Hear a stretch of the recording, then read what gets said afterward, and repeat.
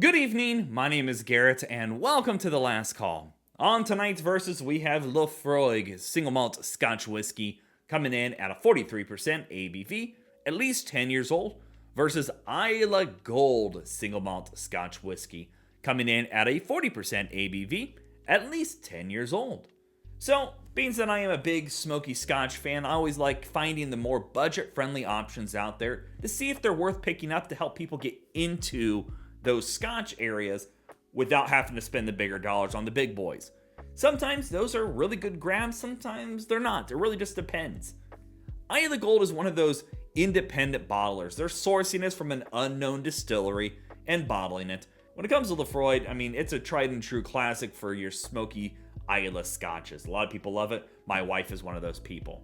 But the question comes down to, back when I bought this, it used to be a lot cheaper, but I still wanted to kind of talk about them because if you go to a Total Wine or a store that carries these, you might be tempted to just because of either pricing or because at Total Wine, they are kind of pushed to sell these spirit direct brands. So the question is, do you hold to your tried and trues? Or maybe if you're looking to save a buck, if it's at a good price, is it worth grabbing? Well, we're going to find out today. We're going to talk about notes, color, taste, and wrap it up in the winners portion. Let's get into things. And as always, make sure you like the video, subscribe to the channel, hang around for a bit, become a member if you'd like. If you're interested in some other single malt Scotch whiskeys that I've done reviews over, links to those will be up above and down below, so you can check those out. As you can tell, again, I'm a big fan of smoky Scotches. My first smoky Scotch was Talisker, followed up by Ardbeg, and just went down a very slippery slope from that point. And again, I picked this Islay Gold up originally about a year ago, about a year and a half ago, and really fell in love with their offerings. But I just checked the prices right before this video, and it's increased quite a bit. So I'm really curious if it can still hold up. Now, when it comes down to color, I think the Laphroaig is a little darker, just a little bit. But boy, oh boy, very similar. Now, we don't know if there's color being used. We're just, for the sake of, we'll just say no, because being that they're both 10 years old, let's hope there's not. But that's always a possibility. But pretty darn close. All right, let's go for notes on the Laphroaig. Oh, I love that nose. Man, it is salty, seaweedy, grassy. And then you're getting that kind of earthy, peaty note going on in here. And to be honest, the best way I've always found to bring across what Laphroaig smells like is like wet asphalt on a summer day. Like hot asphalt, and then all of a sudden it cuts loose raining. Oh, it's beautiful. I can't think of the word they use for that right now. I usually know it. It'll probably pop to me here later on. But it's salty. And again, yeah, it's like sea breeze, chariness. Get a light bit of oak and caramel going on as well. No ABV, nothing harsh, no off notes. Just beautiful saltiness. I love the green seaweedy notes going on here. Definitely gives you vibes. Petrichor. There we go. See, I knew that was going to happen. Petrichor is the term that they use for hot asphalt on a wet day. That's the smell it gives off. Oh man, a little oily in there today for me. Overall, beautiful nose for Laphroaig.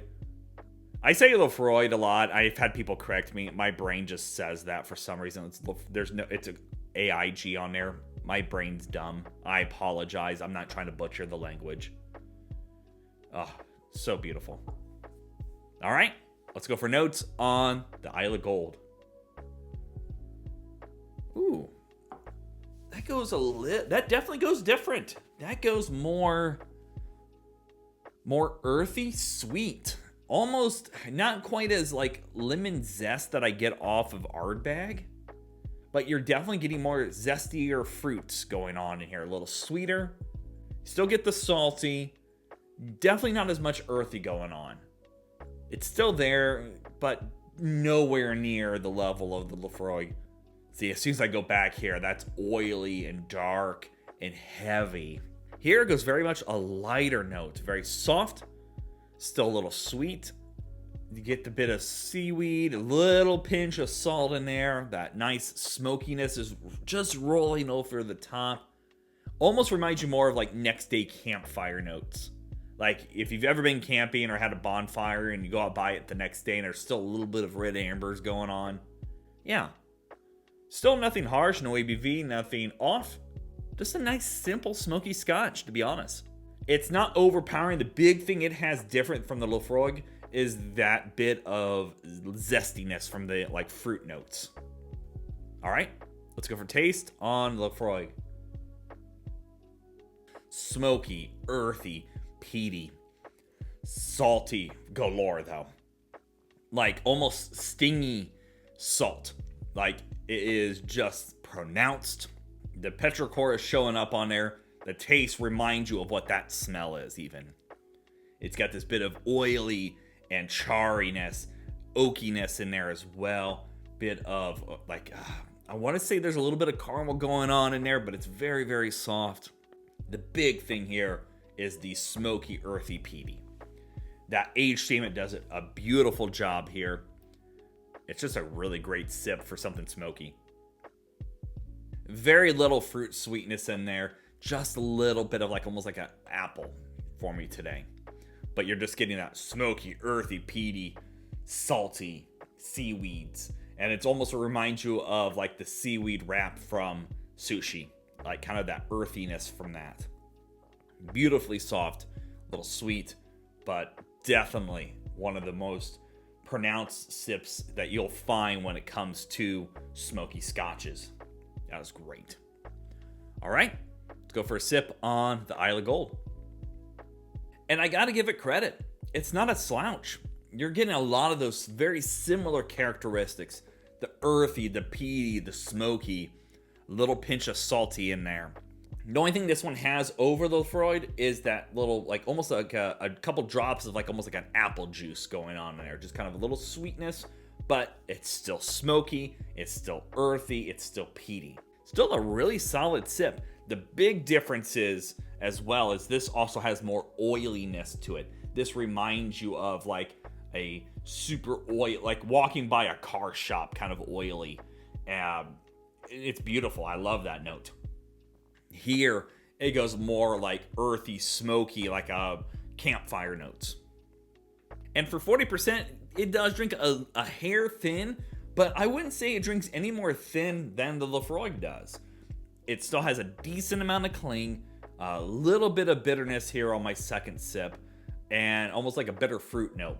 Still get all those kind of great oily, smoky, peaty, earthy notes, the charriness from the cask itself. Not finding much of that vanilla or the caramels going on in here. Just honestly, it's a really solid sip for what they're kind of going for. It is very comparable to the Laphroaig, but there are characteristic differences in the two. So don't think they're a one-for-one replacement, and don't let anybody tell you that they are. Speaking of that, let's talk about a winner in this situation. Well, to kind of pull back the veil a bit, I used to be able to pick this up for like $45. And for $45, this is a beautiful sip. This is a steal of a sip, in my opinion. Especially because this used to cost me $65 in my market. And that's just a crazy difference. A $20 savings, if you're looking to get into smoky scotches or looking to save $20, it's at one for one. Again, it's not. But is this a darn good sip? Yeah. Now, let's fast forward to 2024. This is now $65 in my market, and this is only $58. Well, obviously you know which side I'm picking. Laphroaig wins it, obviously. Now, again, if you could find this for a dirt cheap price of $45 or less, or you're looking to save some money, and that's at that price point, it's a really solid sip. But in today's market, this is a no-brainer. Get the Laphroaig any part of the day. This is an amazing sip for $58. $64, it's not worth that. You're not up to that standard. I hate to tell you that. You're good, but you're not that good. If this was $55, and if I'd be like, okay, I'm looking to save $10 over the big boy players, or maybe again, if this is more expensive by a longer shot, then yeah, this ain't too shabby. But on today's market, on what I'm getting it, Laphroaig wins it. I can't dog that at all any day of the week. Islay Gold puts up a good fight, but at the end of the day, just ain't going to be enough to win this one. So yeah, there you have it, folks. Laphroaig, 10 years old versus Islay Gold, 10 years old. Both single malt Scotch whiskeys. If you have questions about either bottle, let me know down in the comment section below. I will do my best to answer it. And if you have any specific spirits I should put up against each other, also let me know down below. Love doing these reviews and sharing with you the experience at home, and hopefully save yourself $1 when you go to Total Wine. And as always, may your last drink of the night be the best one.